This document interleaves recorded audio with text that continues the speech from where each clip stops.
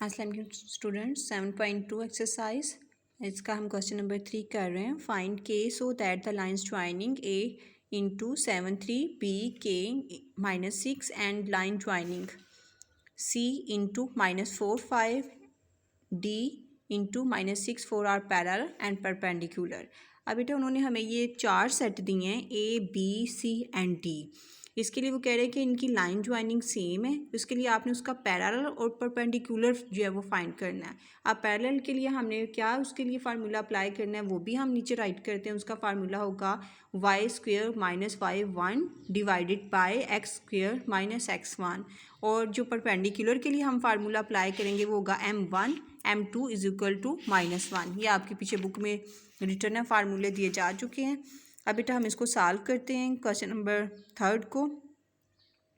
सबसे पहले हम स्लोप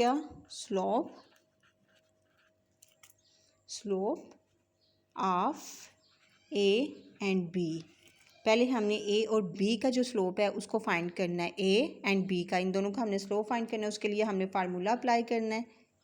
m1 को उसको नाम दे लेते हैं क्योंकि हमने अभी दूसरा जो उसका पार्ट सी एंड डी है उसका भी स्लोप फाइंड करना है, तो इसलिए इसको m1 का हमने नाम दिया y² - y1 and x² - x1। अब ये बेटा हमने फार्मूला अप्लाई कर दिया। अब इसकी हमने वैल्यूज़ पुट करनी है। अब ये हमारे पास ए और बी को हम फाइंड कर रहे हैं, तो ए अब लास्ट वाला ये क्या हमारे पास y², ये क्या है y1, ये क्या है x² और ये क्या है x1। अब ये वैल्यूज़ बेटा हमने यहाँ पे पुट कर देनी है।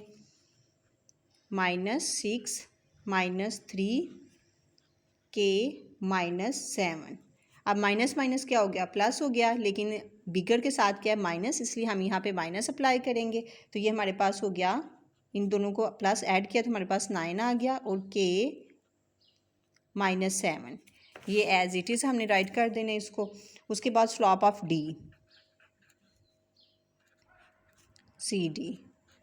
अब बेटा हमने सी डी को भी फाइंड आउट करना है, तो सी डी अब हमारे पास क्या थी -4 5 और माई डी क्या है -6। अब इसमें भी हमने सेम ऊपर वाला फार्मूला अप्लाई करना है। उसके लिए हमने उसको नाम देना है m² = y² - y1 x² - x1।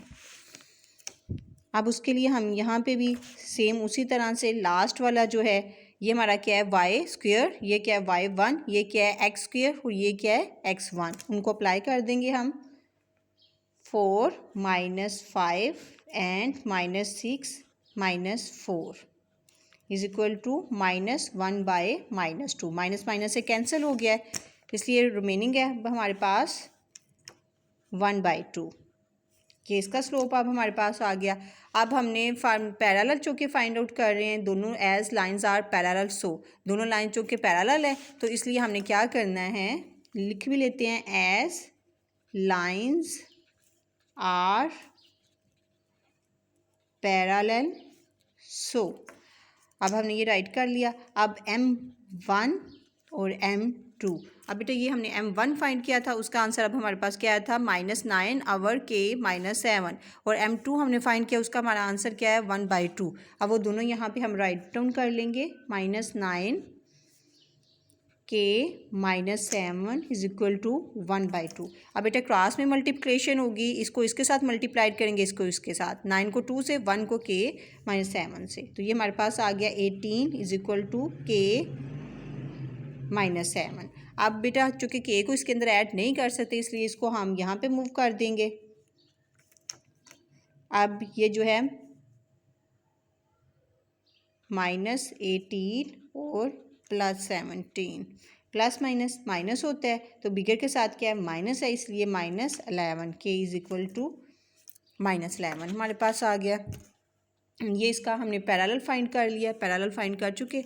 अब हमने इसका परपेंडिकुलर फाइंड करना है। पैरेलल होता है जो कि मतवाजी एक दूसरे के बिल्कुल आमने सामने जो लाइंस होती हैं, और परपेंडिकुलर जो होता है जो एक लाइन इस साइड पे एक लाइन उस साइड पे, ठीक है, ये परपेंडिकुलर है और ये हमारा पैरेलल है। पैरेलल को हम फाइंड आउट कर चुके हैं, अब हमने परपेंडिकुलर को फाइंड आउट करना है। नेक्स्ट पेज पे आ जाइए।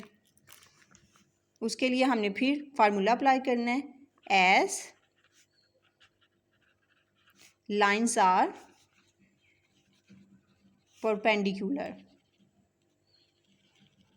as lines are perpendicular m1 m2 is equal to -1। ये बेटा हमने फार्मूला अप्लाई कर लिया। अब m1 हमने क्या फाइंड आउट किया था वो हम अप्लाई करेंगे। m1 था हमारे पास, ये हमारा m1 आ गया था और ये m2 हमारा आ गया था। अब ये हम यहाँ पे अप्लाई करेंगे -1 के साथ। m1 हमारे पास था -9 k -7 into 1/2 is equal to -1। ये हमने उसकी जो वैल्यूज़ हमारे पास जो उसके आंसर आए थे वो हमने डिस्क्राइब कर लिए हैं। अब 9 1 4 9 हो जाएगा।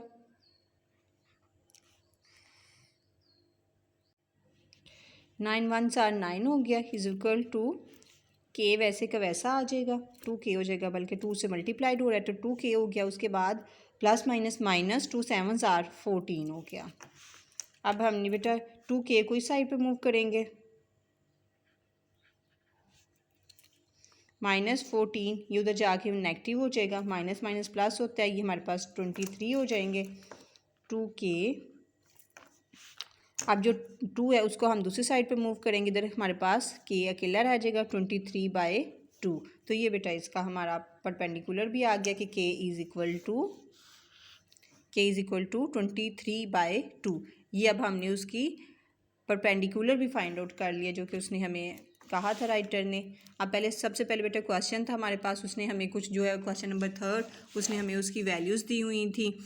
फाइंड द के सो दैट द ज्वाइनिंग ए भी दिया था, बी भी। वो कहता है अब इसके आपने पैरेलल भी फाइंड करना है और परपेंडिकुलर भी फाइंड करना है। सबसे पहले हमने पैरेलल यानी कि जो मतवाजी और परपेंडिकुलर जो एक दूसरे से अपोजिट साइड में हो, स्लोप ऑफ दी ए और बी को हमने फाइंड कर लिया। उसके स्लोप का हमने जो फार्मूला है वो अप्लाई कर लिया। वो फार्मूला क्या है, वाई का square minus y1 divided by X का स्क्वायर माइनस एक्स स्क्वायर।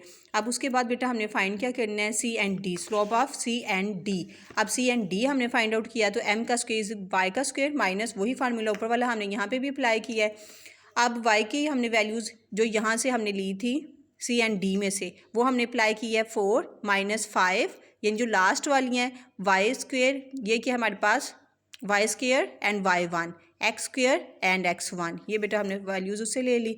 अब उसके बाद देखिए वो हमने यहाँ पे पुट कर दी और 4 में से 5 रिमूव किया, बाकी हमारे पास बिगर के साथ माइनस है इसलिए यहाँ पे हमने माइनस अप्लाई कर दिया। उसके बाद -5 में से 4 मूव हुए तो 1 आ गया। अब माइनस माइनस प्लस होता है, प्लस माइनस फिर माइनस हो जाता है तो 6 - 4, तो बाकी रिमेनिंग हमारे पास क्या आ गया, 2 आ गया। बिगर के साथ फिर माइनस है, इसके साथ हमने माइनस अप्लाई किया, माइनस को माइनस से कैंसिल, 1/2 जो है वो इसका आंसर आ गया। यानी स्लोप ऑफ सी डी जो है वो हमारे पास 1/2 आ गया और स्लोप ऑफ ए बी जो था वो हमारे पास -9 डिवाइडेड बाय k -7 और स्लोप ऑफ सी डी हमारे पास ये आ गया जिसको हम m1 और m2 का भी नाम देते हैं। अब हमने जो फार्मूला है पैरेलल का वो फिर as the lines are the parallel so m1 and m2 को अब हमने रख लिया। m1 जो है उसका हमने आंसर, m2 जो हमारे पास आया था m1 का आंसर भी हमने राइट कर लिया और m2 जो अब हमारे पास है उसको भी हमने राइट कर लिया। अब m1 बेटा जो था हमारे, अब उसको हमने क्रॉस में मल्टीप्लिकेशन की, यानी इसको इसके साथ मल्टीप्लिकेट किया और 1 को k c के साथ मल्टीप्लाइड किया।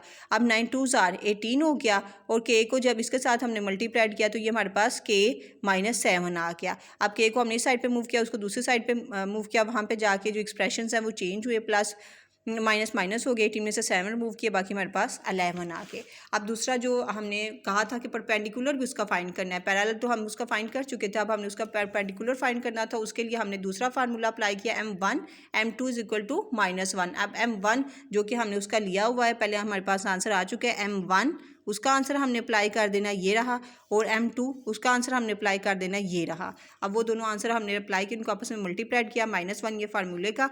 अब इन दोनों को हमने -9 को 9 से मल्टीप्लाइड किया तो हमारे पास वापस 9 आ गए। इन दोनों को आपस में मल्टीप्लाइड करने से k2 इससे मल्टीप्लाइड हुआ तो 2k हो गया और ये से मल्टीप्लाइड हुआ तो 14 हो गया। अब 9 को हमने दूसरी साइड पे मूव किया 2k और उधर जाके ये माइनस का हो गया, माइनस माइनस प्लस हो गया, 23 हो गया। 2k 2 को यहाँ पे मल्टीप्लाइड है, दूसरी साइड पे जाके डिवाइड हुआ तो k इज इक्वल टू 23/, तो ये हमारा 23/2 ये हमारा बेटा आंसर हो गया क्वेश्चन नंबर 3।